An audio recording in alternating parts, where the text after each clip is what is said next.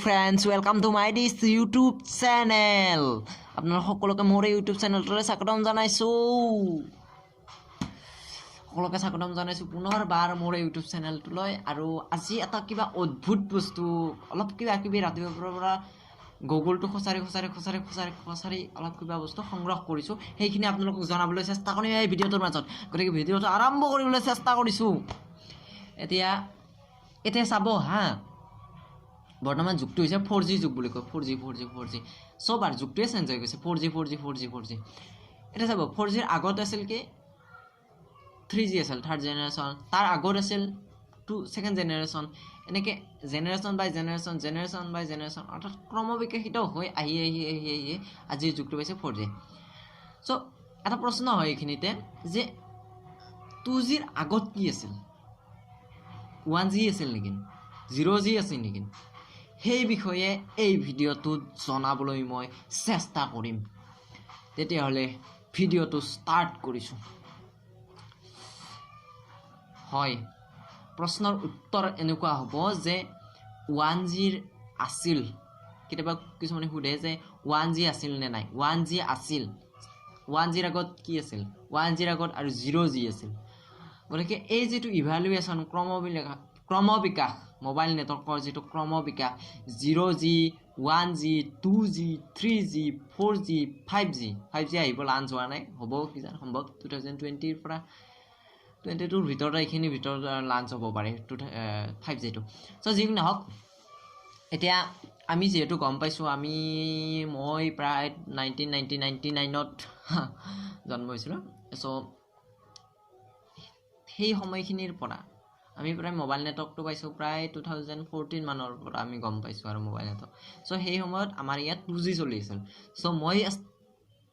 আপোনালোকক প্ৰথম 2G ৰ পৰা আৰম্ভ কৰিছো 2G 3G 4G কেনেকৈ কি ইভ্যালুৱেশ্যন হল সেই বিষয়ে প্ৰথম কম। চাব এতিয়া যে 2G অৰ্থাৎ সেকেন্ড জেনাৰেশ্যন প্ৰথম ৱৰ্ল্ডত ষ্টাৰ্ট হৈছিল 1991 ৰ ডিসেম্বৰ মাহত। 2G প্ৰভাইড কৰাৰ কাৰণে এটা সিস্টেম আছিল সেই সিস্টেমটো হল GSM অৰ্থাৎ গ্লোবাল সিস্টেমছ ফৰ মোবাইল কমিউনিকেশ্যন আৰু এই সিস্টেমটো ডেভেলপ কৰিছিল এটা ৰব চাই লও হা মই লিখি লৈছিলো ইউৰোপিয়ান টেলিকমিউনিকেশ্যন ষ্টেণ্ডাৰ্ড ইনষ্টিটিউট এই অৰ্গানাইজেশ্যনটোৱে আচলতে GSM মানে আপগ্ৰেড কৰিছিল অৰ্থাৎ ডেভেলপ কৰিছিল সেইটো আৰু 2010 চনৰ ভিতৰত প্ৰায় ৱৰ্ল্ডৰ 193 খন দেশত কি কৰিছিল এই 2G গতেই বিয়পি কৰিছিল আৰু 2G হৈ গৈছিল আৰু সবতে 2G সিস্টেমত আছিল SMS সিস্টেম আছিল তাৰ পিছত কলিং সিস্টেমটো আছিল আগৰ পৰা SMS সিস্টেমটো আছিল তাৰ উপৰি ইন্টাৰনেটটো অলপ আছিল আৰু 2G টোত। তাৰ পিছত 2G টো যাতে ইন্টাৰনেটটো আৰু অলপ স্পীড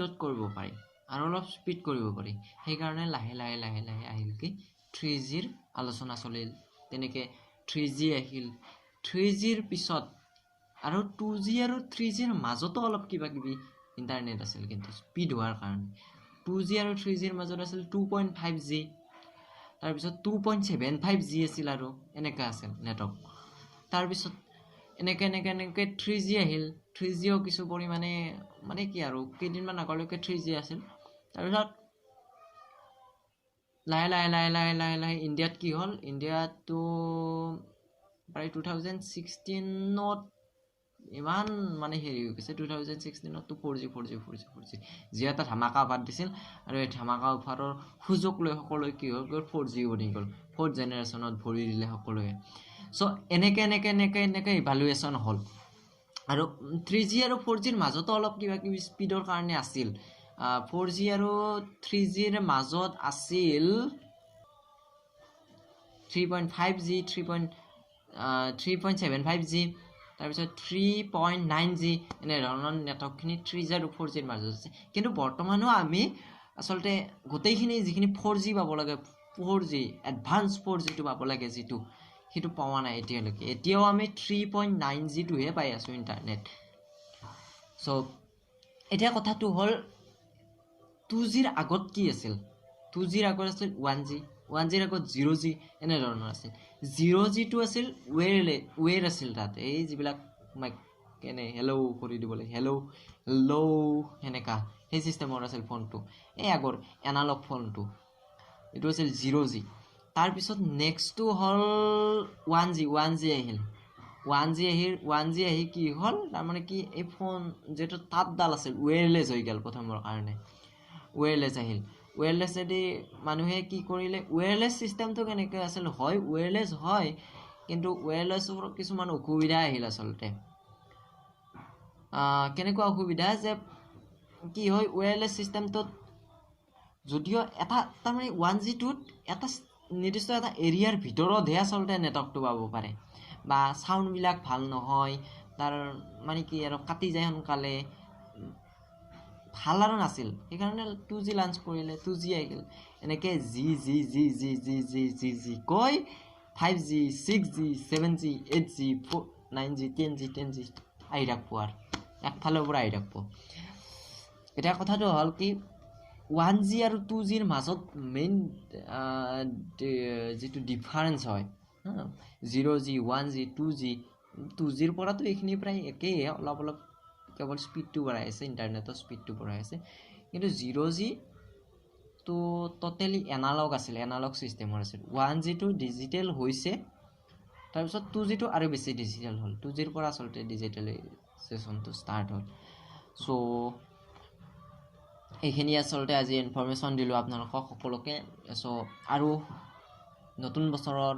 শুভেচ্ছা জনাইছোঁ নতুন বছৰৰ সকলোৱে নতুন ধৰণেৰে ভাবক চিন্তা কৰক ভাল ভিডিঅ'বিলাক আমিও পাম বুলি ভাবিছোঁ বিভিন্নজনৰ ইউটিউবাৰৰ পৰা চ' এইখিনি আশা কৰিছোঁ আৰু